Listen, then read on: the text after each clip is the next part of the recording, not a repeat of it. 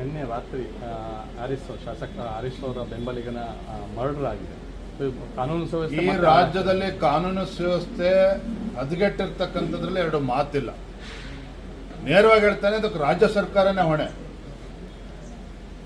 ಮೊನ್ನೆ ದಿನ ಕಳೆದ ವಾರ ಮೈಸೂರಿನಲ್ಲಿ ಉದಯಗಿರಿಯಲ್ಲಿ ನಡೆದಿರ್ತಕ್ಕಂಥ ಘಟನೆ, ನಾಳೆ ದಿನ ನಾನು ಕೂಡ ಮೈಸೂರಿಗೆ ತೆರಳುತ್ತಾ ಇದ್ದೇನೆ. ಅಲ್ಲಿ ಮೈಸೂರು ಚಲೋ ಆಂದೋಲನ ಕೂಡ ನಡೀತಾ ಇದೆ.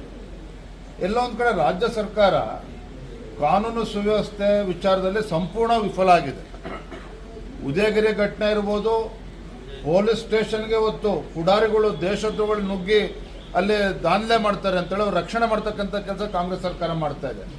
ದರೋಡೆಗಳು ನಡೀತಾ ಇದೆ, ಕೊಲೆಗಳು ನಡೀತಾ ಇದೆ. ನಿನ್ನೆನೂ ಕೂಡ ಬೆಂಗಳೂರಿನಲ್ಲಿ ನಡೆದಿರ್ತಕ್ಕಂಥ ಘಟನೆ, ಇವತ್ತು ಅಶೋಕ್ ನಗರದಲ್ಲಿ ನಡೆದಿರ್ತಕ್ಕಂಥ ಘಟನೆ, ಇವತ್ತು ಬೆಂಗಳೂರು ಸುರಕ್ಷಿತವಾಗಿಲ್ಲ, ರಾಜ್ಯದಲ್ಲೂ ಕೂಡ ಇವತ್ತು ಸುರಕ್ಷತೆಯಿಂದ ಯಾರೂ ಕೂಡ ಓಡಾಡದೇ ಇರ್ತಕ್ಕಂಥ ಪರಿಸ್ಥಿತಿ ನಿರ್ಮಾಣ ಆಗಿದೆ ಅಂತ ಹೇಳಿದ್ರೆ ಇದು ರಾಜ್ಯ ಸರ್ಕಾರನೇ ಜವಾಬ್ದಾರಿಯನ್ನು ಹೊಣೆಯನ್ನು ಹೊತ್ಕೋಬೇಕಾಗ್ತದೆ.